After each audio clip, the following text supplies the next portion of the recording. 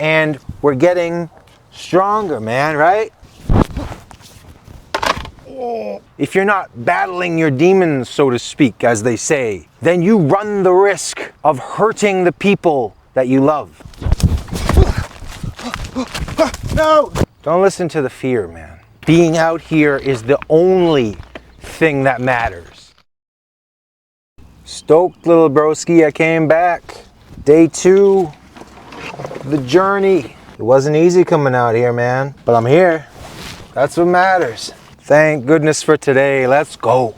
Almost forgot the stick. You gotta be real, dude. The pull to not be here was real. You should have heard the voices in my head being like, oh, there's too many bugs. It's too hot. Look, the sun's out. Oh no. We're gonna die. Don't listen to the fear, man. The fear is crazy. The fear will get you. And the reason I came out here was because I came to a solid conclusion that being out here is the only thing that matters. Yeah, the only thing that matters. Because becoming the best version of yourself is the only thing that matters. That's like why we're here. That's what we do as humans. That's what we should be doing. We should be reaching and grasping for greatness of all varieties, mental, physical, and spiritual. And becoming the best version of you, it's the most important thing that we can do. If it sounds like I'm using a lot of me, myself, and I speech, it's because I am. But it's not selfish. It's the furthest thing away from selfish. Because let me explain something, and this is a crucial point that I want to make, little broski. If you are not on an upwards curve, if you are not making sure that you are the best version you can be, the best version of yourself, making sure that you're on the right path, being conscious about your decisions, then you are most likely on a downward slope. If you're not improving consciously, then you're probably on a downward slope. You might say, well, that's my choice. I can live that way if I want to. It doesn't affect anybody else. It just affects me if I'm on a downward slope. But listen, this is the crucial point.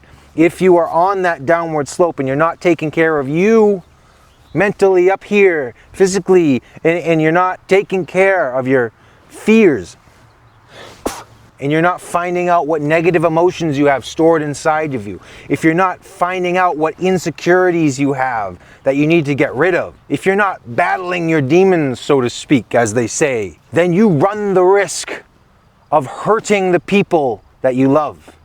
You put them in danger from yourself. The very people that you swore to protect and do good for, you might do bad for. How could that be possible? When you don't feel that you're worth anything, when you don't feel like you're able to function in this world, you become insecure, which causes you to become irritable.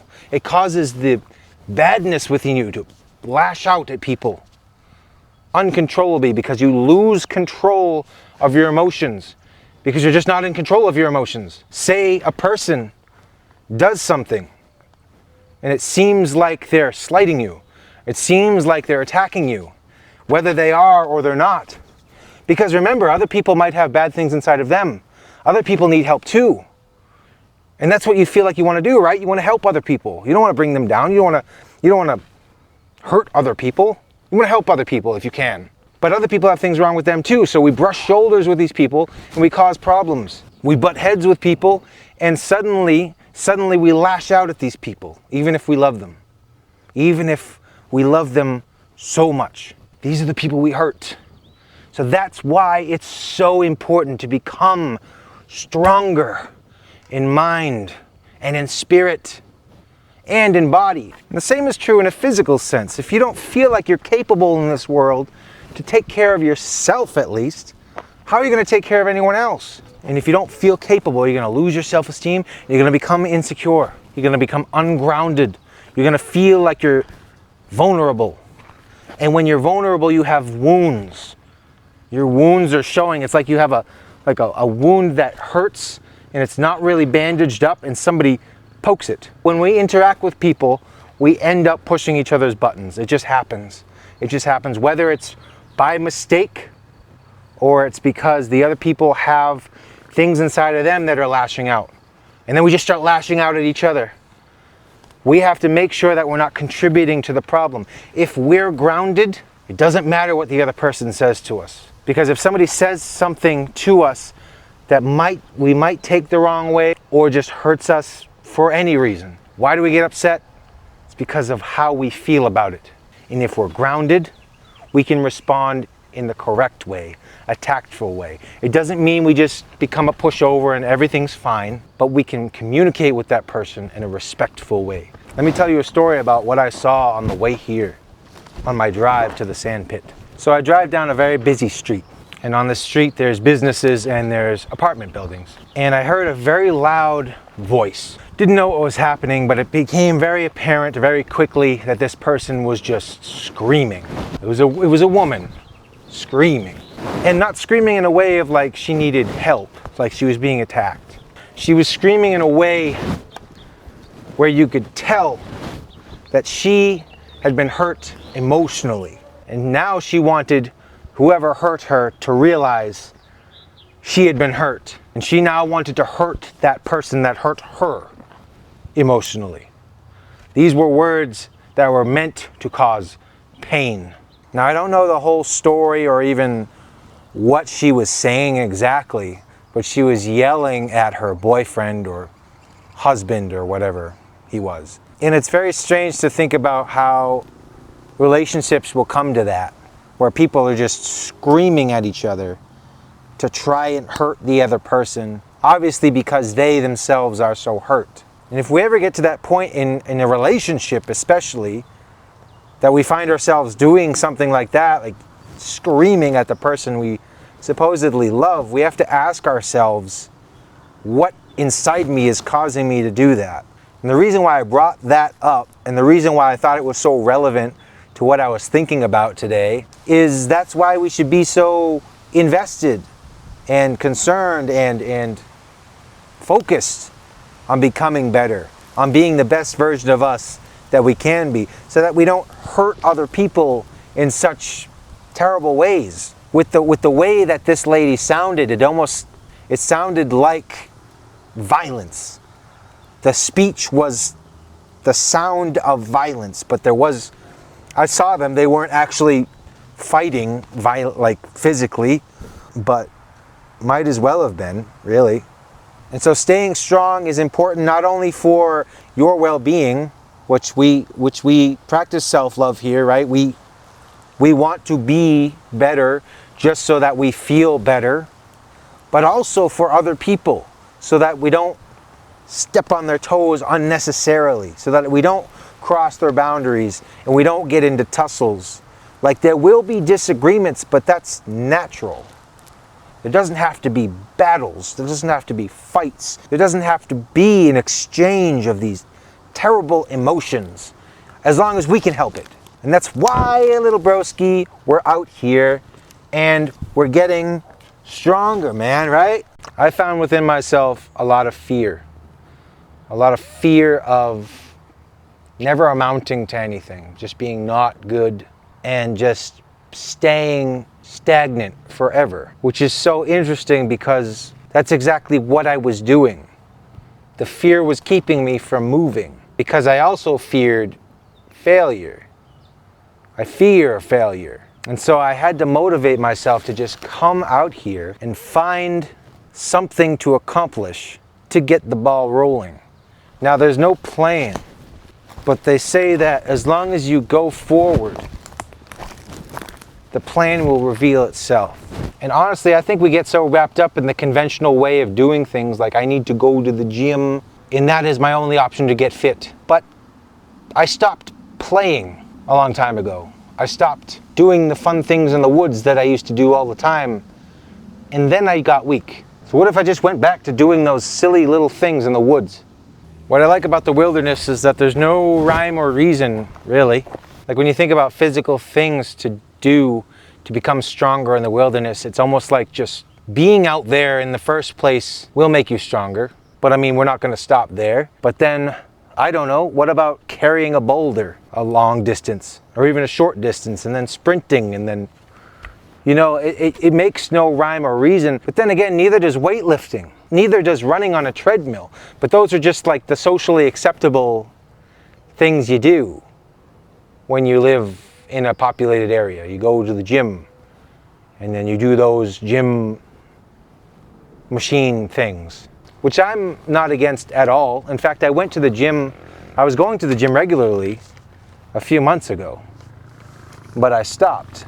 The gym is great, but I think there's more I can learn out here. I feel more connected to the earth out here, and I feel more connected to who I really am. Maybe because there's nobody out here with me, but also nature is just where it's at for me. There's nothing like it, really. But enough yapping, right? We came out here to do some stuff. I think we'll take the bark off this thing in a bit. Let's do something like rigorous first. This big boy tree right here fell down quite a while ago. I'm sure there's something we could do with this that's physical. I'll give it a think.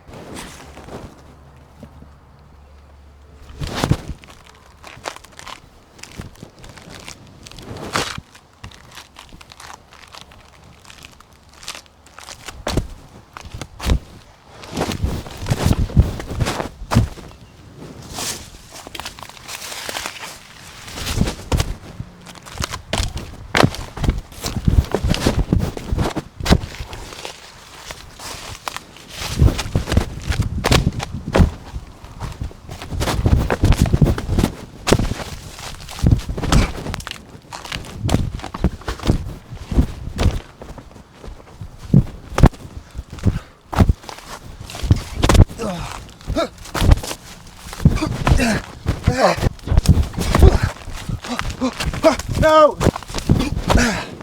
Oh.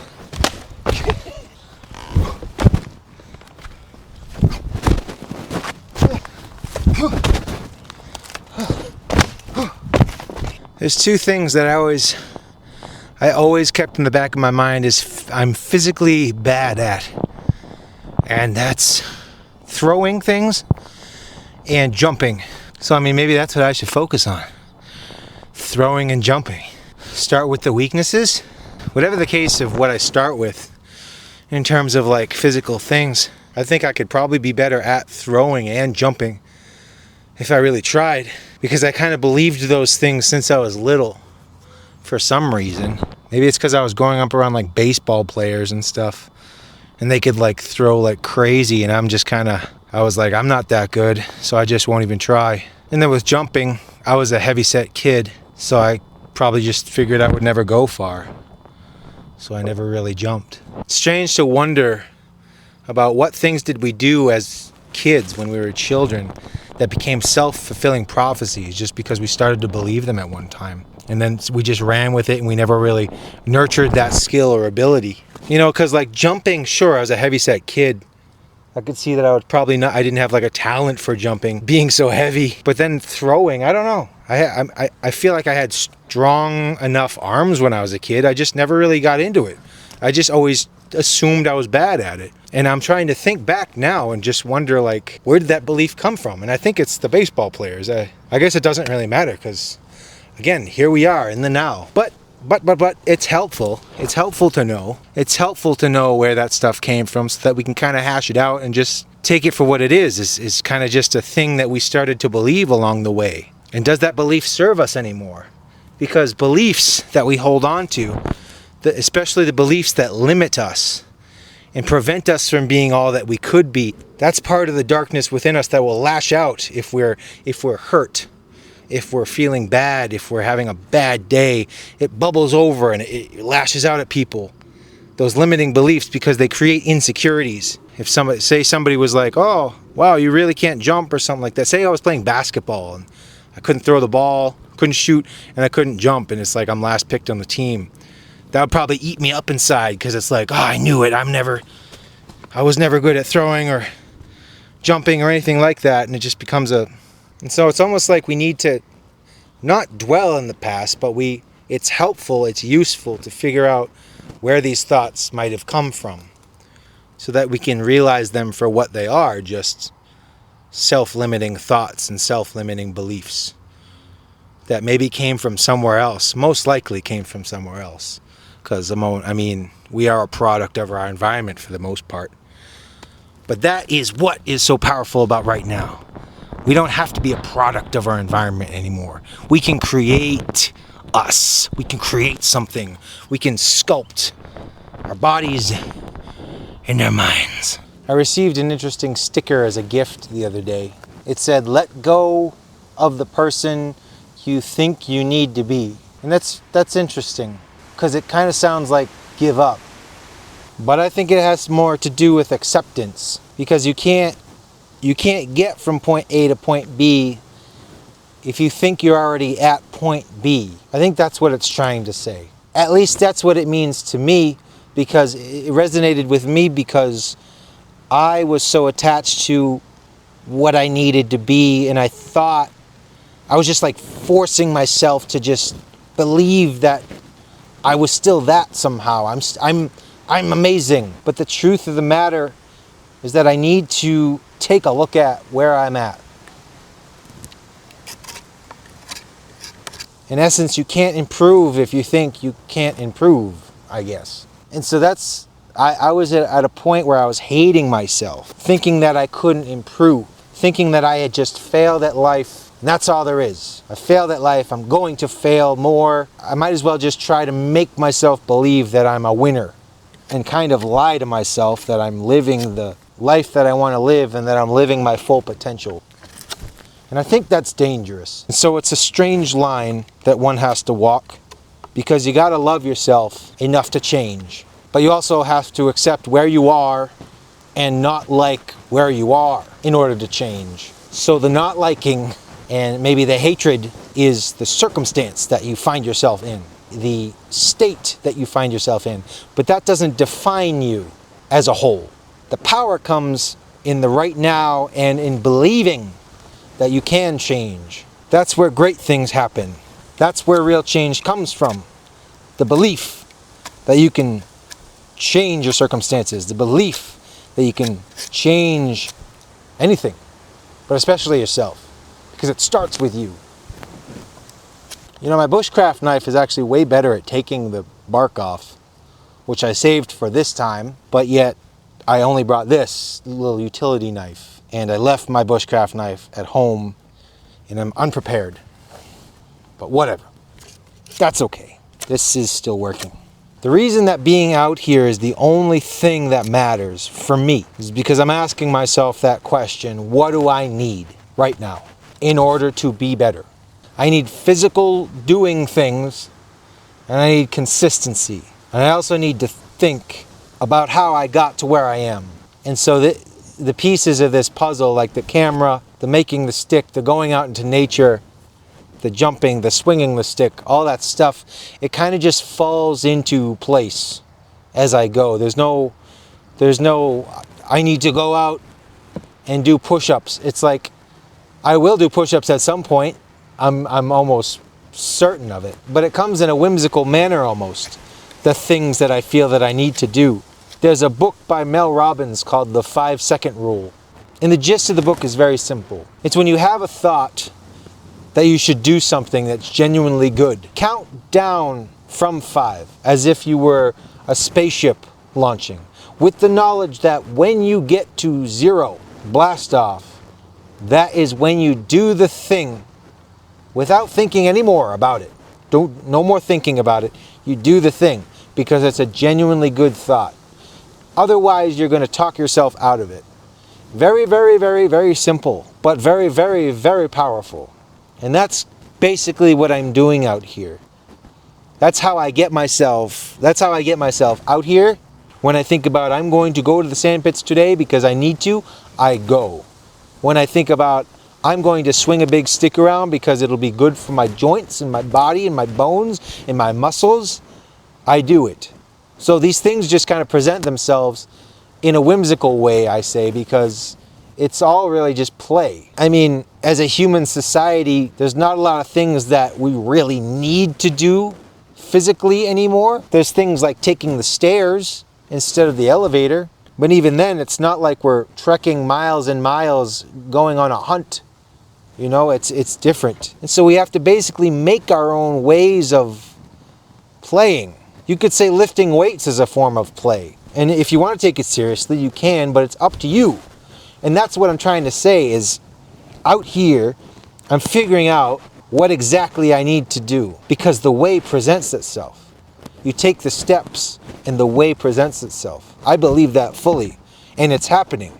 Out here, I'm asking myself questions within my mind that I never really would before. Out here, I have a little bit of time to think, but then time to do. It's crunch time. It's time to perform. It's time to act.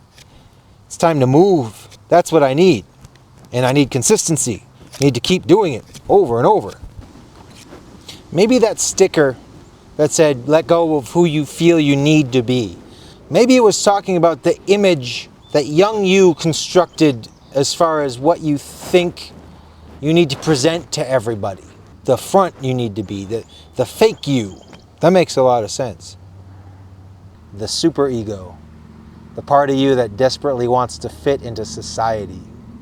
Which has its place, but is usually running rampant and telling you should be this way, that way, and the other way to try to please literally everybody you meet. And people pleasing is different than helping people. Way different. People pleasing is living your life the way that somebody else wants you to live your life, according to exactly what they want. That's how you base your life. That's people pleasing. And you can do it, you can switch on a dime. People please with this guy, then people please with that girl. And you find yourself lost because it's like, who am I eventually? But what's the face you actually want to wear? But what's the face that's actually you? It gets lost after a while. That's people pleasing. But helping somebody genuinely, lending a hand, that's different. If somebody can't make their way through life and they themselves are struggling and they can't be self-sufficient, that's when you help somebody. That's when you can lend a hand to somebody. That is far different from people pleasing. That's all the bark. Man, this thing's long. It's fine though.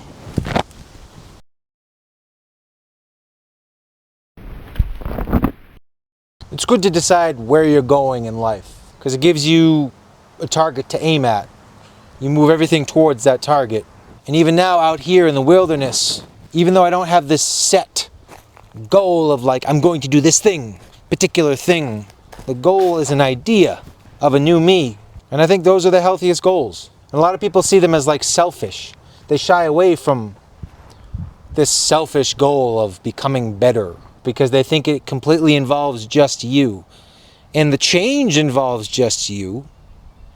The focus involves just you while you're doing it. But it is so that you can live. And if you're able to live properly, then you're able to take care of the people that you love. You're able to effectively communicate with people. And you're able to love people without any strings attached. Isn't that a beautiful thing? Isn't that a worthy ideal, little broski? I think so. So let's swing this freaking stick so that I can get stronger. Because getting stronger sounds pretty good to me. That's why we're here. To get stronger. And if getting stronger involves swinging a stick, sign me up for swinging a stick.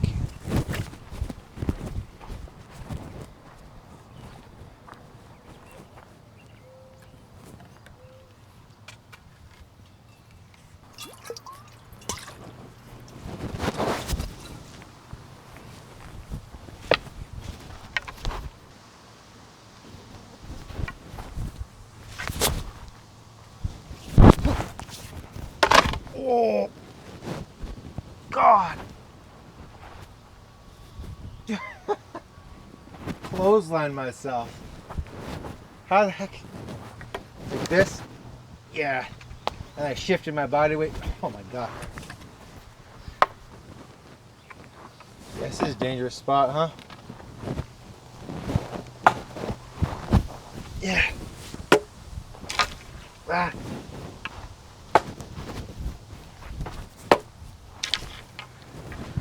I gotta swing low. Ah.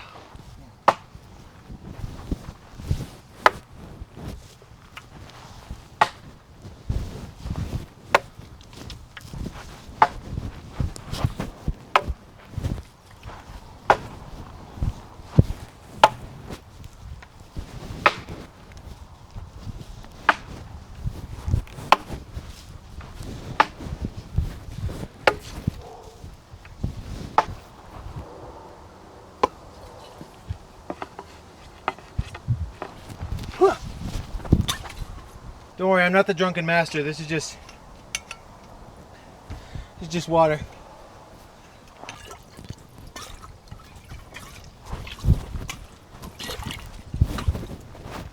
Ha. Oh. Good things never last. Tough time never lasts. Only tough people last.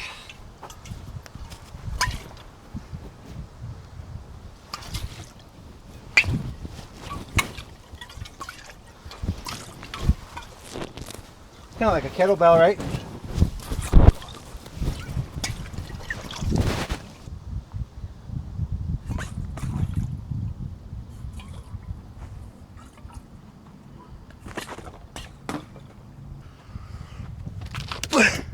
Ow. I just gotta grab it, man.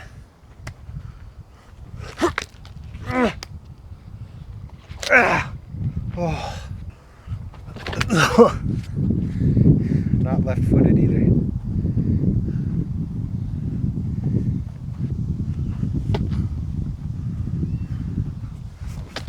Whoa! Okay. Oh. Don't pull a muscle. Don't pull a muscle. Okay. Ah. Ah. Ah. Now both arms. How's that gonna work? The reach with my arm, the one arm gives me that little bit of height I need. So with both arms, feels like I'm gonna die.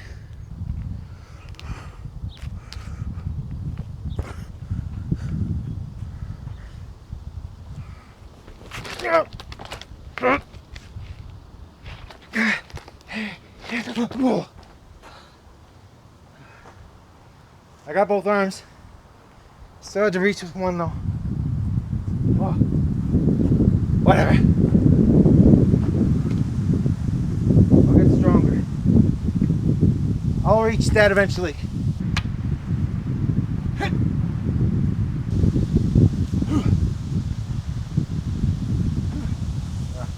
That's not good for him. Going like it's not gonna accomplish. I mean, I guess I'm speaking in terms of like martial art. But a lot of martial art has flourishes so that you use your whole body. I guess. So maybe the flourish. Oh, maybe the flourish. What I need to do in order to become the ultimate fighter. That's what I'm saying. I'm gonna be the best there ever was, that no one ever was. Catch them. Pokemon.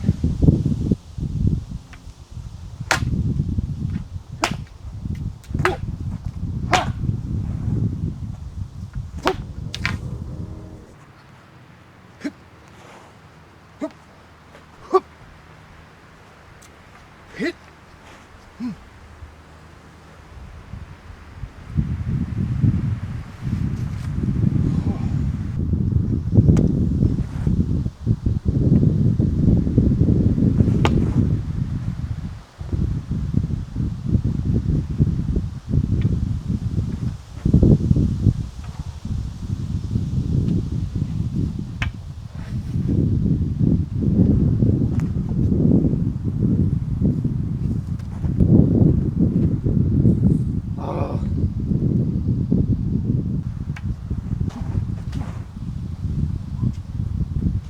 My wrist popped when I did that. Ow. That hurts the wrist. Like the explosive stress is hurting my wrists. That's good. Sounds crazy, but well, sounds crazy, but that's good. It's just the body stretching out, getting rid of weakness. I'm kind of testing this out on the fly. The microphone's over there. I'm hoping you can hear like ambient noise as well as me talking, but I might just be like in the background. So I apologize if that's the case. Just testing it out, you know. as we should all things. That's also a false statement. Don't test out everything. Well, I mean, should you test out everything? Think on that, man. Think on that. I used to be, ow, that kind of hurt. I used to be good at that. I used to be good at like soccer, like whatever that, is that a kip up? No, a kip up is when you back handstand. It's the thing where you like juggle. There's no, I can't do it anymore. Ow! Dang.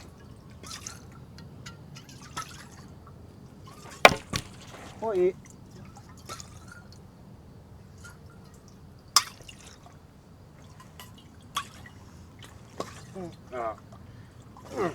Oh. I'm not flexible like that yet. Like here. Oh. Yeah, that's kind of a pain point.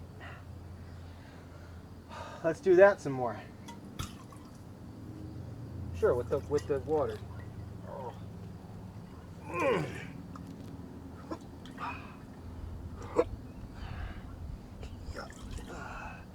Yeah. Right. Ow. Now the other side.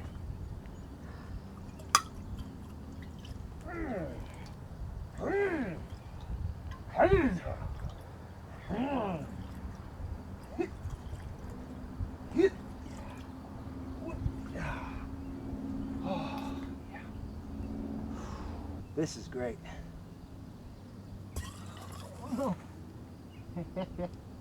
As I throw my water bottle over the edge.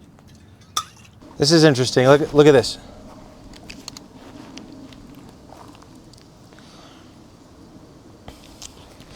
This might look like just like a branch. It's actually barbed wire.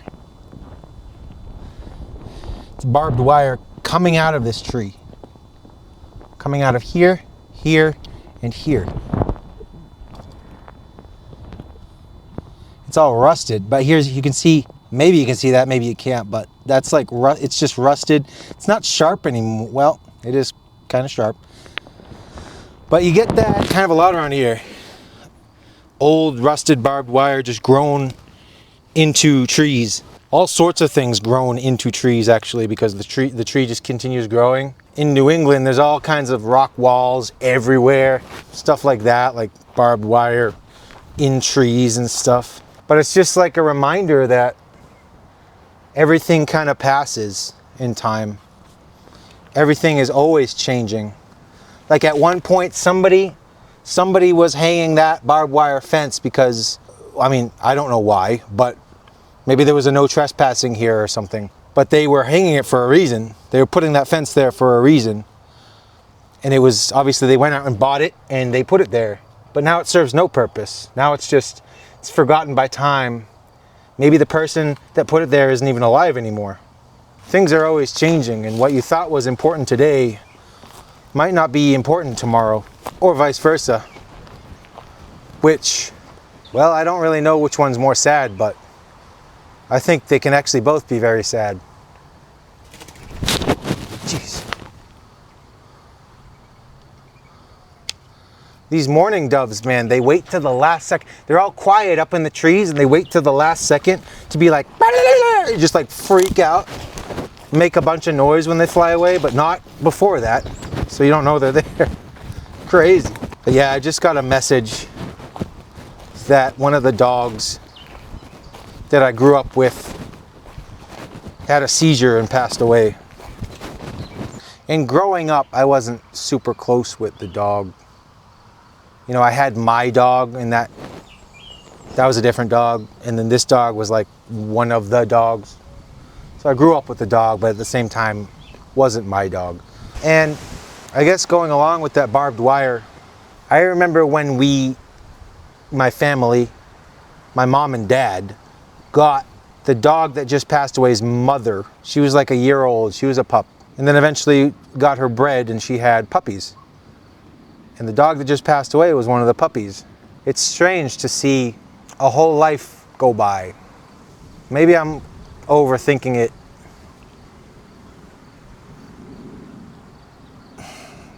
You know what? I don't know if I'm overthinking it. I think it's good to find meaning and stuff like that. Because it's like I knew that dog when she was a puppy. I watched her, I knew her since she was born. And I watched her life go by. I guess that's nihilism. I guess that's what happens when people lose hope. They get that feeling of that, like, life's purpose is to just go by. But it's about everything in between the going by. It's about living each moment right now. It's about being in each moment as it goes by. Because before you know it, it goes by. Both the moment and a life. They go by. It makes me grateful that I knew that dog. It makes me grateful that I'm still alive. And that I still got some life left, you know? I mean, we could die at any time, but I'm still here right now. And that's what matters. You know, I know a lot of people that are just, honestly, for lack of a better term, waiting for their life to go by. And I don't understand. And I guess I kind of ran with it for a while. Like, I kind of was just like emulating that attitude of, I guess I don't really know what you would call it, just being resigned, waiting for it to all be over. There's got to be more to it than that. There's got to be. I mean, the world can be scary, the world can be harsh, but that's no reason to just stop and give up. Because right now, I sound like a broken record, but I'm just mainly talking to myself, man. Right now, you can do something about it. Right now, you can keep putting one foot in front of the other. That's what we gotta do, little broski. Wherever you are, I hope you're putting one foot in front of the other and you're finding out what you need to do to be the best version of you that makes you happy and fulfilled. That's what I think life calls us to do. And it doesn't judge us for it. It doesn't judge us for falling short. But it would just be a shame if we did. Speaking of this moment, speaking of right now, another day spent in the wilderness. Oh, I gotta be careful. There's a lot of ticks. Seriously, like walking in, there was like so many attached to me. I had to flick off like 5 just walking in. Thanks for joining me again, little broski, as I try to sort things out. Hope you're sorting things out too. I hope we're all becoming the best versions of us that we can be. I mean that with no judgment. It's just, if that's the way you're going, I hope you stay on the path. And I'm gonna stay on the path too. So I'll see you next time. Thanks again for joining me. Say goodbye to the sun. Peace out, little broski.